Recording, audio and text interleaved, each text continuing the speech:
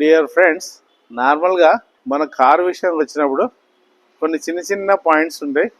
ఆ చిన్న చిన్న పాయింట్స్ని మనం శ్రద్ధ వహిస్తే దానివల్ల లాభం ఎక్కువ ఉంటుంది, ప్లస్ పెద్ద సమస్య మనం అవాయిడ్ చేసిన వల్ల అవుతాం. కార్ గ్లాస్ మీద నార్మల్గా మీరు వారం రోజులు, 10 రోజులు, 15 రోజులు వాడకుండా రోడ్డు సైడ్ పార్కింగ్ చేసినప్పుడు కానీ, అపార్ట్మెంట్లో పార్క్ చేసినప్పుడు కానీ దుమ్ము ధూళి బాగా పడుతుంది. అయితే మీరు ఎప్పుడైతే కారు వాడటానికి కారు దగ్గరికి వస్తారో అప్పుడు మీ గ్లాస్ మీద, కారు మీద అంతా దుమ్ము బాగా పడి ఉంటుంది. అయితే క్లీనింగ్ చేసిన వాళ్ళు ఉంటే పర్లేదు, క్లీనింగ్ చేయని కార్లకి నేను చెప్తున్నా ఈ విషయం. అప్పుడు అట్లీస్ట్ మీరు కారు మొత్తం క్లీన్ చేయాల్సిన పని లేదు, అవకాశం కూడా ఉండదు.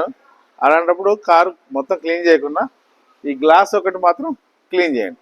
అయితే ఈ క్లీన్ చేసే విధానం కూడా మీరు లోపలికి వెళ్ళి ఎమ్మడే ఎగ్జిషన్ వేసి వైపర్ని ఆన్ చేయొద్దు.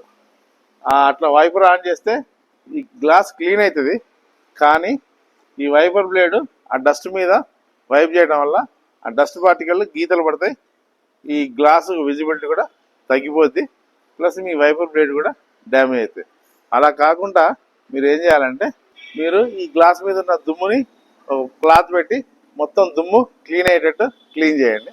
క్లీన్ చేసిన తర్వాత మీరు లోపలికి వెళ్ళి వైపర్ నాజులు స్ప్రే చేయాలి.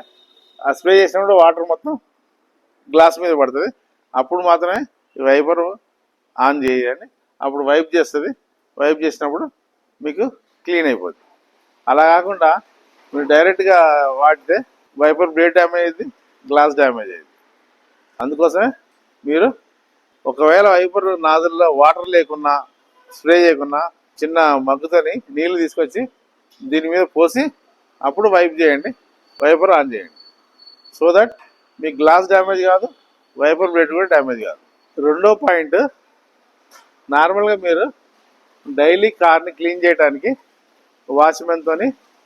వాచ్మెన్కి ఇన్స్ట్రక్షన్ ఇచ్చి క్లీన్ చేయడానికి మీరు చెప్తూ ఉంటారు.